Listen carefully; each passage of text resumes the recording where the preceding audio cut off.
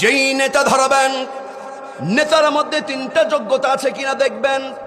যেই পীর ধরবেন, পীরের মধ্যে এই তিনটা যোগ্যতা, ঈমান, ইয়াকিন, আল জিহাদু ফি সাবিলিল্লাহ। যদি এই তিনটা জিনিস আপনার নেতার মধ্যে থাকে, আপনার নেতা সত্যবাদী। কথা ঠিক না বেঠিক? কিন্তু অত্যন্ত দুঃখজনক হলেও সত্য, কিছু কিছু আলেম আছে দাড়িকে সম্মান করে, আলহামদুলিল্লাহ সুন্নাত, দাড়ি নিয়ে কথা বলে, বলে দাড়ি নাই আবার বড় নেতা হয়েছে।